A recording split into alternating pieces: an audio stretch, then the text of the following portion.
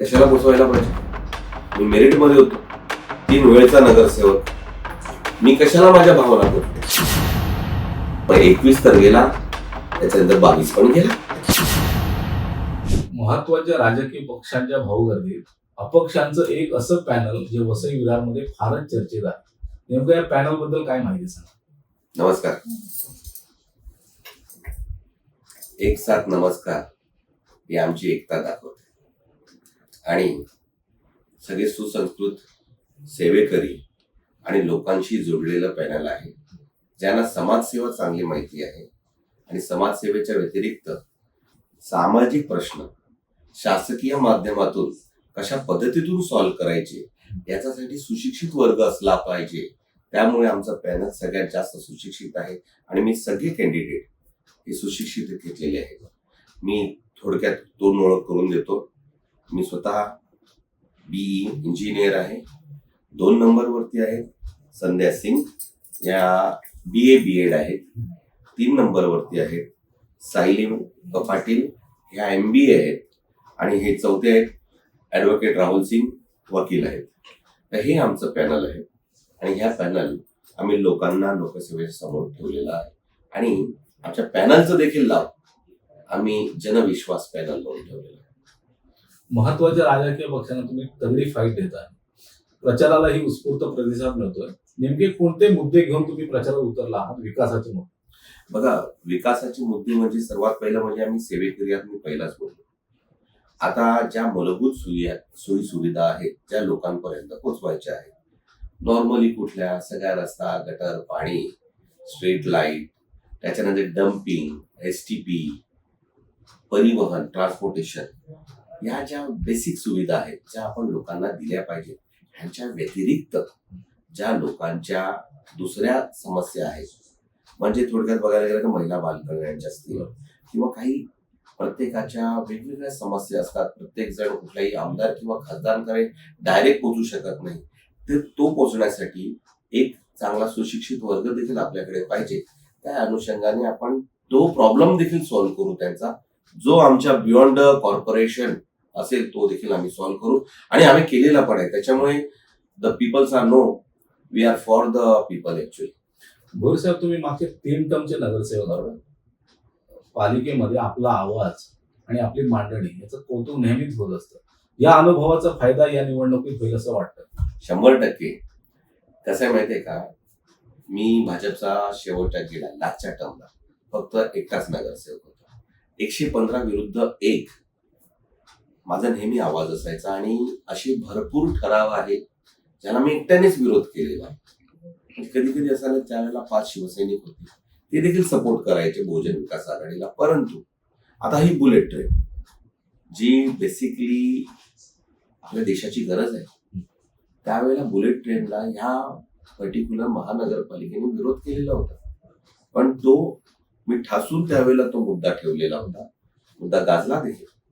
तेच नाही, सगळ्यात महत्वाचं सर्वे नंबर 6 मध्ये जे हॉस्पिटल होतं 2021 मध्ये सर्वात पहिला मी गंगाधरण डी हे ज्या वेळेला ऍक्च्युअल IAS ऑफिसर होते त्यांच्याशी बोलणी करून मी त्यांना सर्वे नंबर म्हणून त्यावेळेला त्यांनी 19 कोटीचं हॉस्पिटल सँक्शन केलेलं होतं. पण काही राजकीय हस्तक्षेपामुळे ते झालं नाही. त्याच्यानंतर मी कंटिन्युअस त्यांचा फॉलोअप करत होते. गंगाधरण डी गेले पण ते हॉस्पिटलचा प्रश्न तसाच राहिला. त्याच्यानंतर भरपूर राजकारण झालं आणि प्रत्येक जणांनी 400 बेडचं, त्याच्यानंतर हॉस्पिटल येणार, मल्टीस्पेशालिटी हॉस्पिटल येणार, जागेचा प्रश्न, ह्याचा प्रश्न, त्याचा प्रश्न, हे भरपूर प्रश्न आले पण अजूनपर्यंत सुरुवात नाही झाली. पण ते हॉस्पिटल मी आमच्या लोकांसाठी आणणार हे मी ठसून सांगतो. दुसरी गोष्ट, जो बेसिक इश्यू होता इकडचा, आपल्या इकडचा लोकांच्या समस्येचा, तो म्हणजे पाण्याचा. मी अमृत योजनेअंतर्गत 2016 मध्ये 3 टाक्या ह्या एव्हर्शन सिटी, वसंतनगरी आणि लिंक रोड साठी प्रपोज केलेल्या होत्या. सगळ्यात पहिली टाकी रामराईवरती, दुसरी टाकी सर्वे नंबर 6 जी त्या हॉस्पिटलच्या बाजूलाच आहे आणि तिसरी टाकी यशवंत विवा टाउनशिप मध्ये. अशा 3 टाक्या मी प्रपोज केलेल्या होत्या, जेणेकरून एक या इतक्या MLDच्या पाण्यामुळे इकडच्या लोकांचा पाण्याचा जो प्रॉब्लेम आहे तो पूर्णपणे सॉल्व्ह होत होता. ठीक आहे, थोडासा डिले झाला, त्याला डिले याच्यामुळे झाला, प्रशासकीय मध्ये राजवट आली, कोण काम करायला रेडी नव्हतं, त्यामुळे पाणी पोचलं नाही. पण या 3 महिन्या अगोदरच आम्ही जरा उत्स्फूर्तपणे आम्ही जे सिटी इंजिनियर आहेत त्यांना सांगितलं, अरे बाबा तू आम्ही रेकॉर्ड केला, तू कधी पाणी चालू करतो. त्यावेळेला मी आणि माझे सहयोगी ऍडव्होकेट राहुल सिंग होते आणि त्यांनी त्यावेळेला सांगितलं की आठवड्यात चालू करतो. म्हणजे त्यांची तयारी होती आणि आठवड्यात सगळ्यांना पाणी चालू झालं. म्हणजे 3 महिन्या अगोदर 2.5 महिन्या अगोदर हे पाणी देत नव्हते, जे पाणी सगळं जॉईन झालेलं होतं तेव्हा. अशा पद्धतीने केलं. तुमच्या विरोधातले जे दोन्ही पक्ष आहेत म्हणजे भाजप महायुती आणि बहुजन विकास आघाडी यांना तुल्यबळ लढत देणारं तुमचं पॅनल याचं वेगळे पण नेमकं काय? मी पहिलाच म्हणालो आम्ही लोकातले आहोत, जनतेचे आहोत.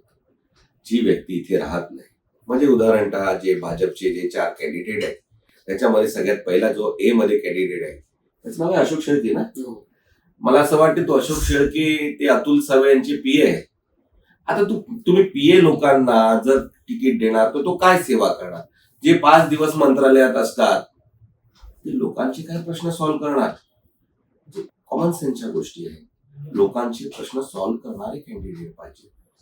तर एक कुठेतरी सर्व पक्षांना एक मेसेज पण गेला पाहिजे, जो सेवेकरी आहे त्यांना घ्या, दुसऱ्या कोणाला घेऊ नका. That's it.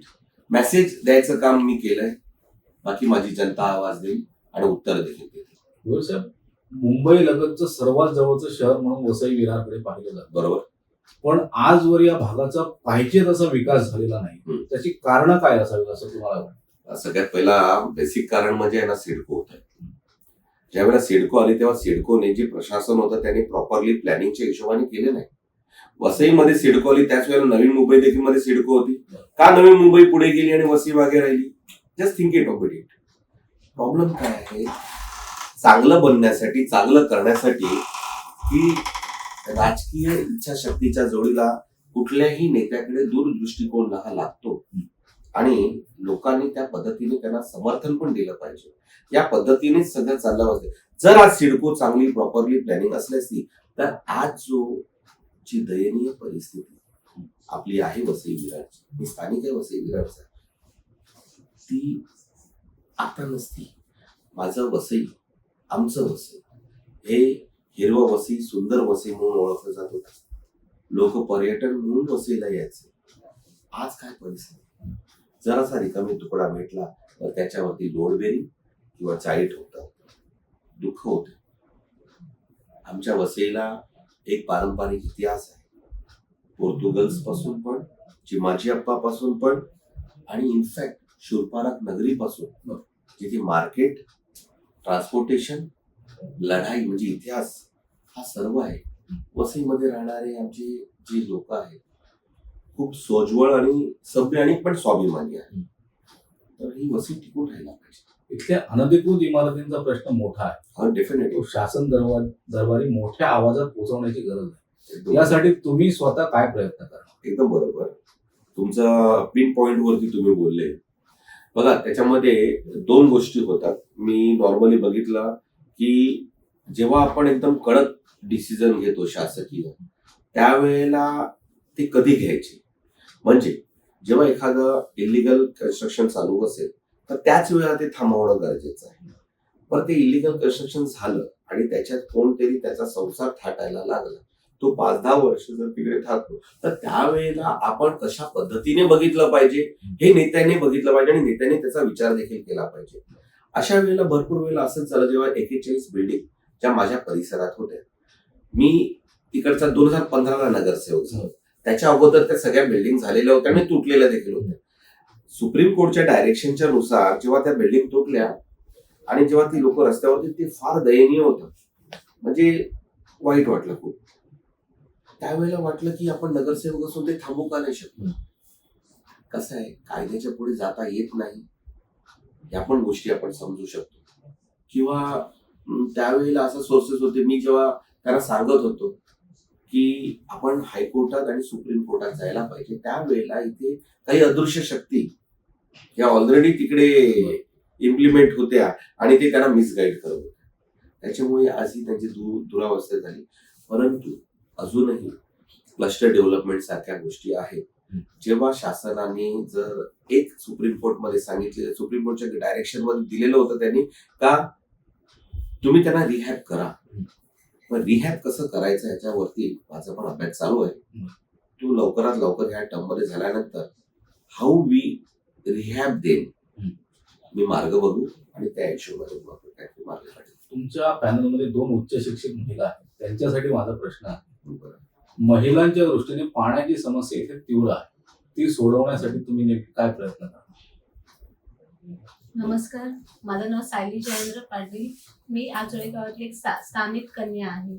आता हे जे तुम्ही विचारलं आहे पाणीबद्दल, असं तर अजून आपले खूपच सारे समस्या आहेत, ते दूर झाले नाहीयेत. पाण्याचा आपण we can there are many ways, other ways we can solve water. So they are, first thing is they are ignoring that thing, so they are not giving importance to such a for such kind of problem. So we will we will go through the roots from where we are causing that problems, so in that way we can solve that. Secondly, there are many other problems but you didn't mention that, so I would like to mention that about there are many schemes ते आपल्या लोकांपर्यंत पोहोचत नाहीयेत. ठीक आहे, जसं की महिलांच्या बद्दल लाडकी बहीण योजना, ते तो घरोघरी पोहोचले पाहिजे. आज ते सगळ्यांना नाही माहिती आहे. देन सेकंड आहे आपलं बचत गट, ते पण अशा प्रकारे बनवलंय का आपले रोजगार मिळावा, बायकांना त्याच्यानी काहीतरी रोजगार करतील, काहीतरी they can earn money from that. There are many other ways, there are many little things there. Then about old age people, ठीक आहे, आपले जे ज्येष्ठ नागरिक आहेत त्यांचे पण खूप सारे समस्या आहेत. काही छोटे मोठे त्यांची इच्छा आहेत, जे असेच नॉर्मली बोलताना जर आपण सामोरे गेले तरी ते आपल्याला असं बोलून असं वाटतं आपण ह्यांच्यासाठी खूप काही करू शकतो. आणि छोट्या छोट्या गोष्टी आहेत, त्या ऑल्सो नॉट दॅट बिग. जसं तुम्ही बोलले पाण्याचं किंवा हे नाही, त्याच्या नॉर्मल अशा गोष्टी असतील. So I would like to make changes in that. आणि दुसरी म्हणजे आता अजून एक मेजर थिंग आहे की woman at this stage, women are stuck between मूल आणि चूल. So I want to make sure so everybody should have their way of earning. So I'll make sure that women should not be depend on anyone. They will earn by them own selves. मला राहुल साहेबांना विचारायचं आहे, युवा पिढी इथली व्यसनांच्या आहारी मोठ्या प्रमाणात चालली. मागच्या काही दिवसामध्ये अंमली पदार्थ सापडण्याची मोठ्या प्रमाणात घटना घडलेल्या आहे. त्या थांबवण्यासाठी तुमच्या पॅनलच्या माध्यमातून काय प्रयत्न केले? तर पॅनलच्या माध्यमाच्या अगोदरच जेव्हा आम्ही भाजपचे निष्ठावान कार्यकर्ता म्हणून काम करत होतो, म्हणजे काही सरकारी आणि आमचे नेते किरण वैद साहेब हे 20 वर्षापासून नगरसेवक आहेत तिकडे, आणि मी 15 ते 20 वर्षापासून भाजपचा एक निष्ठावान कार्यकर्ता काम करतोय. ते ऑलरेडी आमचे एवढे प्रयत्न तुम्ही बघाल तर ऑलरेडी आम्ही एवढे प्रयत्न केले आहेत ना, गुटखा असेल, सिगरेट असेल, अंमली पदार्थ असेल, म्हणजे ड्रग्स असेल, MD असेल, ह्या सगळं किती मोठा तफा आम्ही पकडून दिलेला आहे. आणि ऑलरेडी आमचे हे प्रयत्न कसं म्हणजे हे बंद होईल हे ऑलरेडी चालू आहे. आणि निवडून आल्यानंतर आम्ही अजून फोर्सफुली हे करणार आहोत. आणि आपला म्हणजे आमच्या प्रभागात तरी हे 100% असं कुठलाही पदार्थ विकला जाणार नाही. संध्याताईंसाठी प्रश्न आहे, उच्च शिक्षणाच्या पुरेशा सुविधा आजही वसई विरारमध्ये नाही, त्या वाढवण्यासाठी नेमकं तुमच्या माध्यमातून काय प्रयत्न केला? Higher education. नमस्कार. उच्च शिक्षा के लिए हम लोग कोशिश किए, बच्चों का बहुत सारे एडमिशन के लिए किए, एडमिशन स्कूल में करवाए. जितने पेरेंट्स आए हमारे पास उनका हम लोगों ने एडमिशन करवाया. और जितना भी लड़कियों के लिए भी हम सोच रहे हैं कि उनकी भी बराबर शिक्षा मिले, क्योंकि हम भी एक लड़की हैं. और हम जिस समय BA B.Ed किए हैं उस समय गांव से लड़कियां निकलती नहीं थी. उस समय मैंने BA B.Ed किया है. मैंने 86 में B.Ed किया है. उस समय हमारे गांव में लड़कियों को पढ़ने नहीं दिया जाता था. तो हम सोच रहे हैं कि लड़कियां भी आगे बढ़ें और बराबर मिलके सब काम करें. लड़कियां जब बराबर मिलेंगे तो परिवार सुखी रहेगा. भैर साहेब, मगाशी बहुजन विकास आघाडीची एक रॅली बघितली, त्यांच्यात नारे दिले जात आहेत की मागच्या 35 वर्षात वसई विरारचा आम्ही सर्वांगीण विकास केला. तुमच्या मते वसई विरारचा सर्वांगीण विकास झालेला? तुम्ही प्रश्न विचारताना सर्वात पहिला तुम्ही स्वतःला माहित आहे विकास झालाय की नाही. कारण सिडको पासून तुम्ही विषय नेलेला असताना विकास कुठे आहे का नावातच विकास आहे तुम्हाला माहिती असेल. बघा कसं आहे, प्रयत्न केले प्रत्येकाने, प्रयत्न काही गोष्टी थांबतात पण ते शिस्तबद्ध पद्धतीने झाली पाहिजे, ते प्लॅनिंगने झाली पाहिजे. सिडकोची प्लॅनिंग जर असली असती तर आज हा प्रश्नच नसता. तर तो सिडकोच्या प्लॅनिंग म्हणजे अर्बन डेव्हलपमेंटच्या ऑथॉरिटी प्रमाणे अगर ह्यांनी जर शहराचा विकास केला असता तर आज वसई वेगळी असते, डेफिनेटली वेगळी असते. पण हे नाही झालं. त्यामुळे तुम्ही विकास बोलता कुठे बघा कसं असतं, विकास काहीकांचा झाला, काहीकांचा नाही झाला, काहीकांचा शहराचा विकास झाला, काहीकांचा स्वतःचा विकास झाला. कसं आहे पर्टिक्युलरली तसं बघायला गेलं ना तर हे माणसांवरती आहे. बघा सगळीच माणसं, मी असं म्हणत नाही की सगळीच माणसं जे तिकडे आहेत ती चुकीची आहेत आणि सगळीच माणसं चांगली आहेत असं पण म्हणत नाही. कारण काय आजच्या घडीला बहुजन विकास आघाडीतली अर्धी लोक भाजपमध्ये गेलेली आहेत. मग ती चांगली आहेत का वाईट आहे ते पण बघायला पाहिजे. भाजपमध्ये जे गेलेले आहेत ते किती संत महात्मा आहेत ते पण सगळ्यांना माहिती आहे. मग त्यांनी इनलिगल कन्स्ट्रक्शन केलेले आहेत की नाही ते पण बघितलं पाहिजे.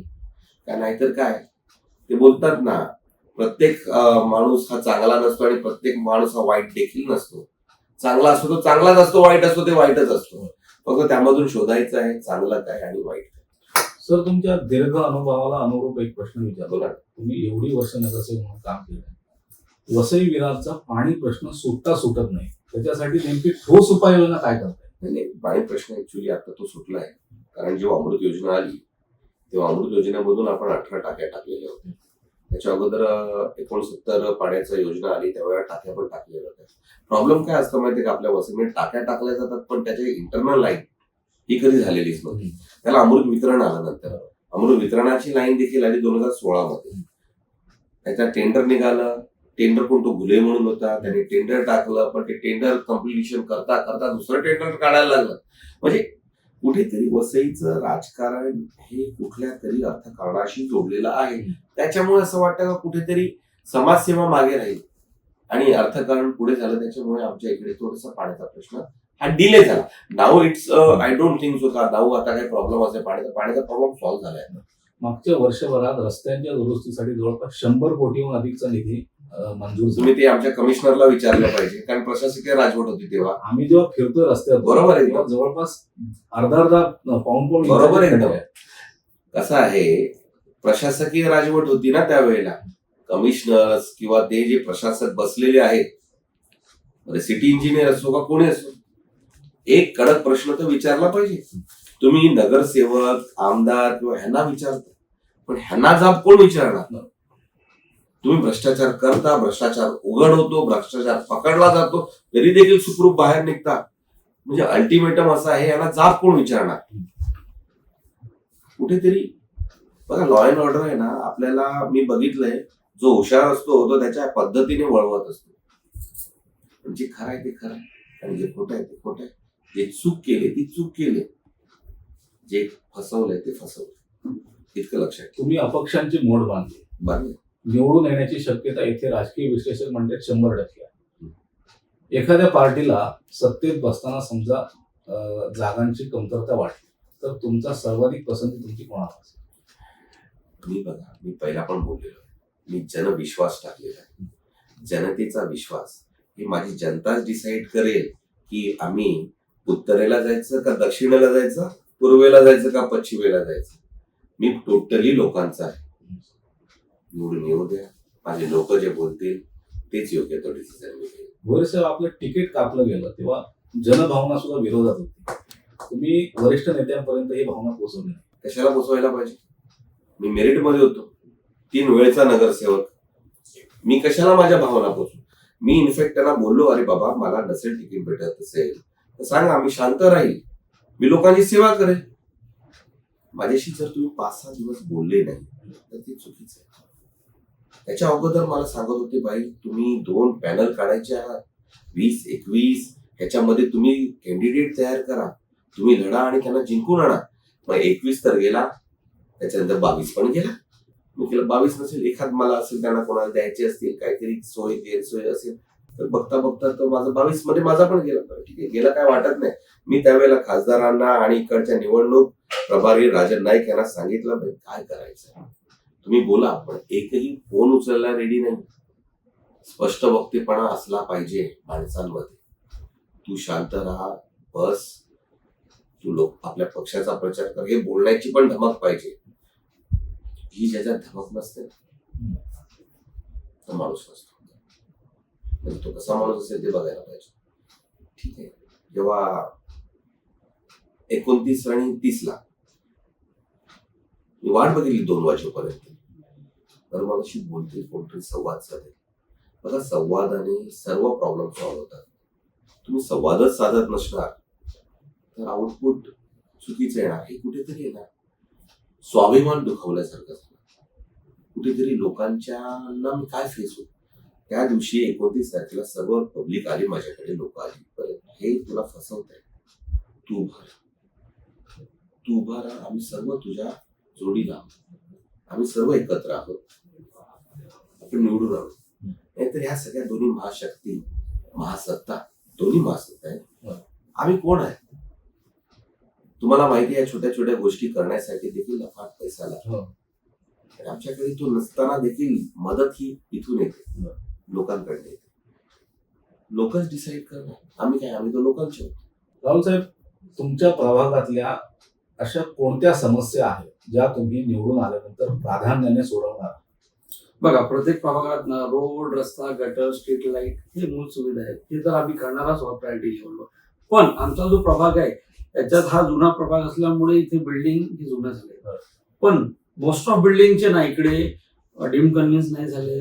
बऱ्याचशा बिल्डिंगला ओसी नाही आहे. तर आम्ही निवडून आल्यानंतर आमचा प्रायोरिटीचा काम हा असेल की जेवढ्या बिल्डिंगला ओसी नाही आहे त्या बिल्डिंगला ओसी देणं, प्लस ज्या बिल्डिंगला डीम कन्व्हिन्स झालेला नाहीये त्या बिल्डिंगला डीम कन्व्हिन्स करून त्यांच्या 7/12 त्या सोसायटीच्या नावावर करून येण्याकरिता जे फ्लॅट धारक आहेत ते बिचारे सेफ होतील आणि त्यांच्या वर्षानुवर्षाची जी कमाई आहे मेहनतीची ते काही शुल्क न आकारता, फ्री ऑफ कॉस्ट ते आम्ही फ्री शुल्क न आकारता फ्री ऑफ चार्ज आम्ही करून. स्वतः ऍडव्होकेट आहे, स्वतः ऍडव्होकेट आहे, लीगल कन्सल्टिंग फीस घ्यायची काही गरजच नाही. बाकीचेही सगळं आम्ही ते फ्री करून देणार आहोत.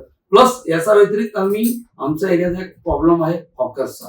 तो प्रत्येक एरियात आम्ही हॉकर झोन डिसाईड करून जे फेरीवाले आमचे भाई बंधू आहेत त्यांना तिथे बसू, म्हणजे लोकांना मार्केटिंग करायची पण सोय आणि रस्त्यावरती हॉकर्स दिसणार नाही, ट्रॅफिक होणार नाही. हे आमचे मेन मुद्दे आहेत. हे निवडून आल्यानंतर आम्ही करू. ट्रॅफिकशी निगडीत एक प्रश्न विचारायचा आहे की इथले रस्ते बघितले तर अगदी चिंचोळा आहे, तर ते मोठे करण्यासाठी नेमके तुमच्या माध्यमातून काय प्रयत्न? एकदम चांगला प्रश्न विचारला तू. बेसिकली इथे जो रोड जे निमुळते आहेत, म्हणजे कुठे निमुळते आहेत रोड, आता इथून जो वसी ईस्ट मध्ये जाताना जो रोड आहे तो निमुळता झालेला आहे. आजूबाजूला थोडस फॉरेस्ट आहे. फॉरेस्टच्या जो जागा आहे त्या फॉरेस्टशी बोलून किंवा तिकडे वन वे कसं करायचा याच्यासाठी 37(1) च्या अंतर्गत आम्ही ऑलरेडी युडी मध्ये माझं लेटर दिलेलं आहे आणि तसा प्रस्ताव देखील लास्ट टाइमच्या महानगरपालिकेच्या शासनाने तिकडे पाठवलेलं होतं. तर तो जो ट्रॅफिकचा प्रॉब्लेम आहे तो लवकरच 1 वर्षाच्या आतमध्ये आम्ही सॉल्व्ह करण्याचा प्रयत्न करू. इनफॅक्ट जे रोड आहेत ते अजून वाइंडिंग करून, ह्याच्या अगोदर इकडचे ह्या परिसरातले रोड ऑलरेडी निमुळते होते ते मी ऑलरेडी वाढवले, पण ती आताची गरज आहे ती अजून वाढवायला पाहिजे. बाजूला रेलिंग टाकून मध्ये बरोबर डिवायडर ठेवून सिस्टमॅटिक पद्धतीने आपण ते करूया. साहेब, जनतेचा पाठिंबा मोठा आहे, रस्त्यावरही तो दिसून येतोय. 15 तारखेला मतदान आहे. प्रहारच्या माध्यमातून मतदानाला नेमकं काय आव्हान? मतदारांना एकच आव्हान आहे, आमची निशाणी बदललेली आहे. निशाणी लक्षात ठेवा. मी किरण भोईर ए मध्ये उभा आहे. माझी निशाणी आहे चष्मा आणि बी मध्ये संध्या सिंग यांची निशाणी आहे फुगा. सी मध्ये सायली पाटील हिची निशाणी आहे पुस्तक आणि सगळ्यांचा हिशोब घेण्यासाठी आमचे डी मध्ये ऍडव्होकेट राहुल सिंग आहे, त्यांची निशाणी आहे कॅल्क्युलेटर. तर हे 4 निशाणी, चष्मा, फुगा, पुस्तक आणि कॅल्क्युलेटर, ही सर्वांनी लक्षात ठेवा. सेवेला मत द्या. मला अजून सेवा करायची आहे. सेवेचं उत्तर हे द्या. कारण काय, कुठे माणुसकी संपलेली नाहीये, अजूनही चांगले लोक आहेत, हे दिसू द्या. एक मेसेज जाऊ द्या. बस. ते बोलतात ना, सच और साहस जिसके साथ है जीत उसकी होती है. आम्ही सच्चे आहोत, साहसी पण आहोत. आता वाट बघायची 15 तारखेची वाट बघायची. धन्यवाद. तुम्हाला विजयासाठी शुभेच्छा. थँक्यू.